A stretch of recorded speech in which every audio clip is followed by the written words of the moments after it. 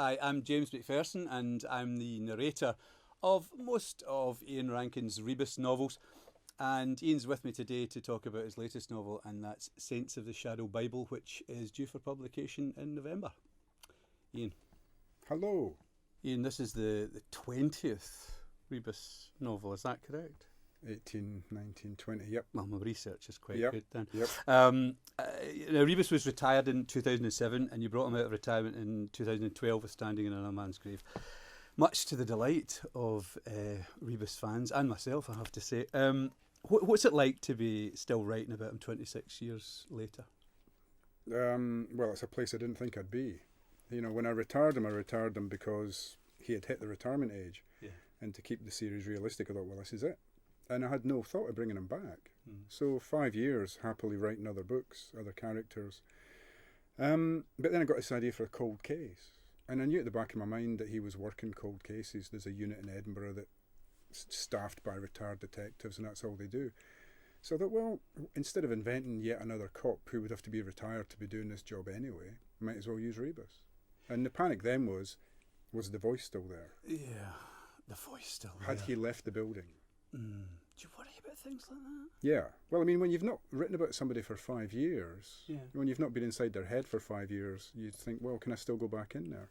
Well, let me ask about your process then. When you're say writing a Rebus book or researching a Rebus book, when you're walking about Edinburgh, do you think like Rebus when you're say picturing a pub that you particularly want to describe? Yeah. I mean, in the new book, for example, there's a flat in Great King Street, and it's students that are in it, so I thought it's probably going to be the top floor. Yeah. So I went to Great King Street, looked and thought, right, it's a 3-story job. He's got to climb 2 flights of stairs. Can he still do that at his age without having to pause at the first flight and have a wee, you know? So I was kind of thinking like that. Sadly, with my kind of health, you know, or my fitness level, it wasn't such a stretch for me to get myself into that sort of situation where you are, you know, he lives on the 2nd floor of a tenement in Arden Street, and I'm going, would he still be able to get up both flights without having to pause halfway? But you can always write about him pausing halfway. Yeah. But you sort of think, well, what would he do now? How would he feel about this? At what point would he be reaching for a cigarette? Sure. At what point would he be retiring to the pub? Can I ask, what age is Rebus exactly? Oh, don't. Because I know, and it's a help to me as a narrator, because you write him in chronologically. I mean, he is, when I started this, I was, 39. In the first book, he's kind of 40, 41. Right. Which should put him now around about 65, 66. Oh, right, okay. Now, what I've done is I have kind of slowed the clock slightly. Yeah. So that although when we saw him come back and Standing in Another Man's Grave, it had been 5 years since I wrote about him. Well, he was 60 when he retired, ergo he should be 65. Right. In which case he would be retiring again, even coming back into the police. Yes. So I kind of said there's only a couple of years have passed between Exit Music and us seeing him again. A couple of years. Sure. So he's early to mid-60s. When you retired Rebus, you wrote about a new character, Malcolm Fox, who works with the complaints, or the Rubber Heels, is that what? Rubber Heel, Soft Shoe Brigade. Yeah, they kind of creep up on you. Yeah, right. So, and now you've brought that character into, I think he was in Standing in Another Man's Grave, but more prominently in this book. Do you like that writing those meetings? Well, I'll tell you what happened. I mean, I thought the complaints, what an interesting setup. These are the cops that the cops hate. Yes. So to be in that situation, you've got to be a very different kind of cop from Rebus. Rebus is the kind of guy you would be investigating. So it allowed me to write about a character who was still an Edinburgh cop without the audience thinking, we're getting Rebus with a different name. Sure. There's no way Rebus could be doing this job. So very different character psychologically. Having written about Malcolm and made him the hero of 2 books, when I decided to bring Rebus back, and Rebus has learned that with changes to policing in Scotland, they might be raising the retirement age, he might be able to apply to come back in. Fox goes, whoa, we don't want guys like that back in the force, for what he thinks are good reasons. But what that meant was, Fox became the bad guy in Standing in Another Man's Grave.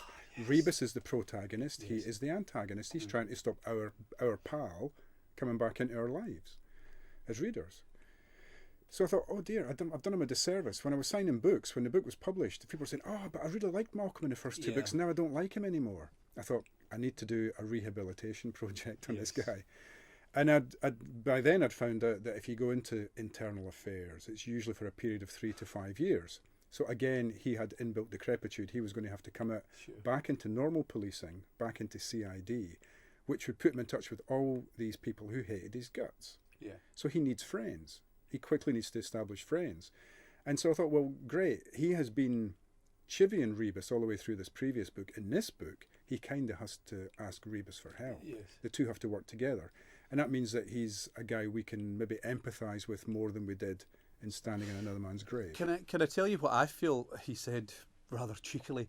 I think they're nearly very, not similar in character, but they're, for me, they both work extremely hard and they're pernickety. And Rebus hates that in Fox. And Fox hates the fact that Rebus never lets things go as well. They're nearly annoyed at the same things. Yeah. So I'm loving it. I'll tell you, there was a problem for me, certainly, in Standing in Another Man's Grave. Because of that, I had done Fox as a hero. Because you always do. You nearly can't avoid making your lead character a hero. So I had to transfer it all back onto Rebus.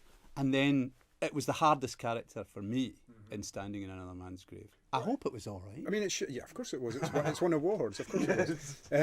But that's kind of what I was trying to get at, was this guy Fox. We've seen him as the hero, but actually, if you're a cop who he suspects has broken the rules, he's your worst enemy. Sure. He's your nightmare because he is unstoppable in a way that a Terminator is unstoppable. And he will dig and dig and dig and dig, and he doesn't trust you, and you ain't going to convince him. He thinks you've done something wrong. That's it. Yeah. And so in Saints of the Shadow Bible, there's that kind of first tentative meeting, because Fox is going to be investigating a police station that was Rebus's domain. But Rebus, when he was Summerhall, totally invented police stations on the south side of Edinburgh. In the mid-80s, early mid-80s, when Rebus was a young cop, before we ever saw him in the first Rebus novel, which was set around 86, 87. This new one, a chunk of it is set in about 83. Yeah. So what we're seeing is very young Rebus and what shaped him, and the kind of guys above him in CID who would shape him. And Fox needs to investigate that, so he needs Rebus's help to investigate these guys to see if a miscarriage of justice took place at that time. And at the same time, Rebus wants to protect his guys. So he wants Fox to think he's going to be helping him. Right. So it's an incredible game being played where, you know, they're never very sure of each other. They're kind of tiptoeing around each other and never quite sure. And hopefully the reader is never quite sure who's going to prevail, or will they become friends, or will they remain enemies? It's a tough thing to get across as a narrator, I'm sure. And trying to find two different voices for them is difficult, I think, as well. For me, well... Yes, I agree, because I approached... I always say the lead in any book I'm doing is me. So it's nearly unavoidable. It's the most natural voice that comes out. You're going to be speaking it mostly. So Fox probably was very, very similar. But for me, it's easier because it's... especially those interview room scenes, which for me are my favourites, may I say. And also, this particular Rebus... The Saints, I love it when Rebus starts off, the first chapter is with a crook or a bad man, and it's him and the crook. And this starts off so well like that. But if I can go back to my most famous scene ever in scene, I keep saying, but it's in my head, is when, and I can't remember the title of the book, but Rebus starts interviewing someone who is confessing, and it's in a small... It's black and blue. Is it black and blue? Yeah. Really dark. And he's going, oh, it was me, Mr. Rebus. No, I did this. And then you've got this lovely description of the heel of his hand just on his forehead. He just pushes him back in the chair. I want to do that in life. But you know, that scene got me in a lot of trouble. Why? Well, my main police contact at the time, when he read the book, said, no, he said, we wouldn't do that. He said, that's an assault on a suspect, and we wouldn't do that. We might have done it 10 or 15 or 20 years ago. Yeah. But he was a bit cheesed off at me. Was it the time where they had the tapes and all that kind of thing? Yeah, Right. and it was cassette tapes. I don't think that was what bothered them. I just thought, no, we would not do that. We wouldn't. But I thought Rebus does quite a lot of things that you really shouldn't do. This is a serial confessor, one of these people who comes in and will confess to any crime just to get the attention. Yeah. And Rebus has had enough of it. He knows this guy didn't do it. Yeah. So he just sort of very gently tips him off the chair. Yeah. Say, you silly boy. Away you go. Brilliant. My favourite scene. Yeah, I've got to ask this because kind of everybody's talking about it all the time. How's the build up to the referendum on independence? How has that affected your writing? It's an interesting time to be a writer in Scotland specifically. It's an interesting time to be a fiction writer, and of course, because people are talking about it, if you want realistic characters in contemporary Scotland in your book, they're probably going to be talking about it a little bit as well. Yeah. And in Saints of the Shadow Bible, I've got two opposing forces, the yes and the no. And the yes to independence is the Justice Minister, who of course would be a member of the Scottish National Party, who's attacked in his home. The no, the person who wants the union to maintain, is one of Rebus's old colleagues, who's become a very successful businessman who now runs a chain of hotels. So you've got those two opposing forces, and Rebus, of course, is somewhere in between them. In the early drafts of the book, in fact, in quite a late draft of the book, there was also had a special advisor to the First Minister who was keeping tabs on the police investigation. And my editor in London said, can we get rid of her? She just slows everything down a bit. And I liked her as a character, and she made it more of a political novel, I think. Yeah. But because she's now gone, because I acceded to this request, I think it's a less overtly political book, which is probably a good thing. I mean, people in the main are getting a wee bit bored. We've got a year to, as we sit here in this room, we've got a year to go, and it seems like there's nothing else that people are focused on in Scotland, and it's a bit of a shame because there are a lot of problems out there, a lot of things that need solving, a lot of things we need to keep our eye on, and I think people are taking their eye off the ball to get interested in this. Now, you're quoted as saying that Rebus says no, Siobhan says yes. Rebus is a natural kind of conservative with a small c, maybe even with a big C. The status quo is what he likes. He doesn't like change. He fears change. So he would be no. Siobhan, young, idealistic, thinks what the hell, give it a go. Why not? What's the worst that can happen? Yeah. As the advert would have it. So she's yes, and that comes across in the new book, and I'm right in the middle between them. Still with lots of questions that need answering. How do you feel about people asking you that question? Because it seems to be the question in celebrity magazines is like, what way are you going to vote? And do you think that will affect actual real voters? You think your opinion? Hopefully not. Hopefully not. It'd be a kind of poor state of affairs if folk just depended on Sean Connery telling them how to vote, or Alex Ferguson telling them how to vote. Absolutely, yeah. No, make up your own mind. But the problem we have is, how do you make up your mind when either the information isn't there, the hard facts and statistics aren't there, or when one set of statistics comes along, an economist comes along from the opposing camp a day later and says, no, it's exactly the opposite. It's true. It's almost like Alice in Wonderland. We don't know where we are. I don't think that they will know where they are until they've actually voted for it. I think it's one of these, and funny enough, you called it a political thing. I actually think it's not politics. It's nearly bigger than that. You're voting for an independent country. I don't think it should have anything to do with politics whatsoever. This is a major thing. But of course it does, because it's a politician. Of course it is, yeah. Well, maybe it shouldn't be. The thing is, I couldn't feel more Scottish. Yeah. If you plunked me in an independent Scotland tomorrow, I wouldn't feel more Scottish than I feel right now. And, the heart always says, if you go anywhere in the world, you say, I'm Scottish. Of course I'm Scottish. Our education system's different, and our currency to a lesser or greater degree is different. You've got Scottish notes. And in many ways, it is a different culture. It's a different way of looking at the world, a different way of thinking about society. Now, you could say, okay, so then we need to take it to the next degree. We need to get more autonomy. Or you could say, well, but everything at the moment is all right. We've got all the kind of benefits of being part of a bigger union, but we've got the kind of nice sense of autonomy.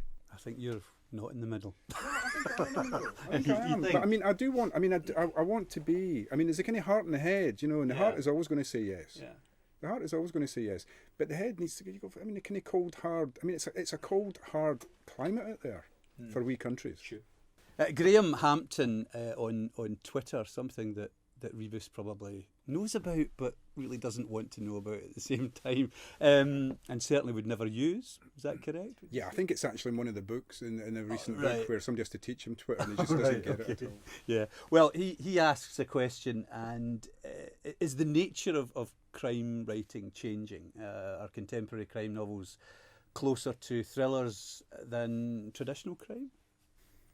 I don't know if they're closer to thrillers. I think there's still a kind of demarcation there. I would say that we don't live in an age of the locked room mystery anymore, or the murder in the vicarage, the obscure poison, the billiard table, the butler, all of that the proper English classical Sayers or Agatha Christie style whodunit, which was a kind of puzzle novel.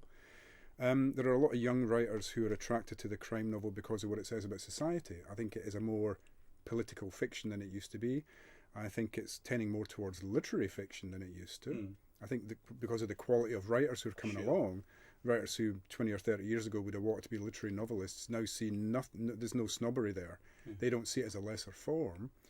If you want to write urban fiction, if you want to write about the problems that we've got, the big questions of our time, moral questions, ask your readers big moral questions. Nothing does it better than crime fiction, which is why I keep writing crime fiction. It does everything I wanted to do, and it's as modern as you like. But it still has it still has the strengths of good traditional storytelling. It's kind of hard to get away from that. That there is a beginning, a middle, and an end. The crime, the investigation, the resolution. There's a pretty solid structure there within which you can do just about anything you want. Can I ask you as well, you revisited your early novels reasonably recently? Because I did, because I was asked to read them unabridged, because in those days, obviously, with tapes, it's just absolutely no way we could do that. And I'm interested to hear what you thought of your work and how much it's developed. Because I felt that, oh my gosh, I've got to go back to the younger readers. Well, I mean, in some ways, the early novels read like historical novels. There's no mobile phones, there's hardly any computers. The fax machine is a little kind of modern, exciting thing in the corner of the room, and when a fax comes in, you rush over to it, because it must be important. Incredible. It's a fax. I mean, that's come and gone in the time that I've been writing these books. So that has changed. Society's changed to a certain extent. We've got a Scottish Parliament, didn't have that when I started writing the books. It wasn't almost inconceivable when I started writing the books. Rebus himself, of course, has changed. In the first book, I went, oh my God, he's listening to classical music in the car.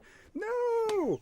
And where did that come from? I've no idea. And then at night he listens to jazz. I went, why is he listening to jazz? It's because I didn't know him. When I wrote that first book, I was a student and I didn't know this guy. You go 4 or 5 books down the line, suddenly I'm a dad, I've got kids, and I'm starting to get a feel for what it's like to be a parent and have a mortgage, and and we're getting a little bit closer together. So yeah, as I've grown up, he's kind of grown and changed, and it's been a sort of organic process. It's been a real. The reason I've kept writing about the guy is because he intrigues me. There's information he's holding back from me, and I won't get a full and complete sense of his life and the inside of his head unless I keep writing about him. So in this new book, we go back to the early Rebus that we really haven't seen before. And, what kind of guy was he when he was, before he nuts and crosses? What kind of guy was he? And how did he learn these bad life lessons about how to be a bad cop or how to break the rules? Because all cops start off idealists, I think. In all professions, we start off as idealists. Politicians, chiefly among them. And then the real world starts to grind you down. You start to see what you can and cannot do. So there was a sense of that. I mean, there was a sense that you're right. I mean, his voice should be changing. Because the guy we've met when he was 40 and fairly recently divorced and his kid was 11 is not the same guy who in not in Saints of the Shadow Bible so much, but in Standing in Another Man's Grave is almost fearful of meeting his grown-up daughter who's moved well away from home, has moved in with a guy, and he hasn't seen her for years, and he hardly keeps in touch. He looks in the window, as I remember it. Which I have a daughter at that age, and for me, it's nothing to do with the plot. These are the little moments that you go, and he doesn't phone her, and it's her that phones, goes, Dad, you were up, why didn't you come in, Dad?